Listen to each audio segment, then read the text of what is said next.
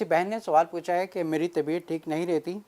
لیکن قرآن میں لکھا ہے کہ 2 سال تک بچے کو دودھ پلانا لازم ہے۔ دیکھیں میری بہن،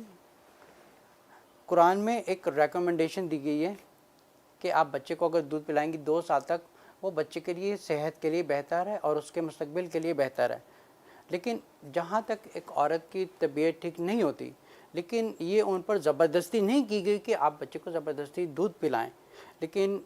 کیونکہ اللہ تعالیٰ نے فرمایا گیا کہ ایک انسان کے لیے بہتر کیا ہے، جیسے اگر ہم مارکیٹ میں دیکھتے ہیں سیمیلاک ملتے ہیں یا انفامل ملتے ہیں، لیکن لیبارٹری کے حساب سے انہوں نے سیم فارمولے بنائے گئے ہیں، لیکن جو ایک اللہ تعالیٰ نے ایک ماں کی چھاتی میں دودھ ڈالا ہے، وہ ایک لیبارٹری والے یا یہ کیمیکلز مل کے وہ چیز نہیں دے سکتے جو ایک اللہ تعالیٰ نے ماں کی چھاتی میں ڈالا ہوا ہے۔ اگر ہم سورۃ بقرہ پڑھتے ہیں آیت نمبر 233 میں، اللہ تعالیٰ فرماتے ہیں کہ ایک عورت کو 2 سال کی عمر تک بچے کو دودھ پلانا چاہیے، کیونکہ اللہ تعالیٰ بہتر جانتے ہیں کہ جب بچہ بڑا ہوتا ہے تو اگر ماں بچے کو دودھ صحیح نہیں پلاتی 2 سال کی عمر تک، تو کافی دیکھا گیا ہے کہ لوگوں میں بیماریاں پیدا ہوتی ہیں اور لوگوں کی ہیلتھ خراب ہوتی ہے۔ اور جہاں تک ایک عورت کی صحت کا مسئلہ ہے،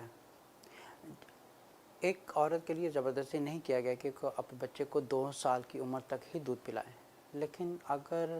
اس قابل ہے کہ ایک ماں کی صحت ٹھیک ہے اور اس کو چھاتی میں دودھ آ رہا ہے، تو ان کے لیے بہتر ہے کہ بچے کو 2 سال کی عمر تک دودھ پلائیں۔ یہ بچے کے لیے بھی بہتر ہے اور ماں کے لیے بھی بہتر ہے، کیونکہ ایسے بھی دیکھا گیا ہے کہ جو مائیں دودھ نہیں پلاتی تو ایک تو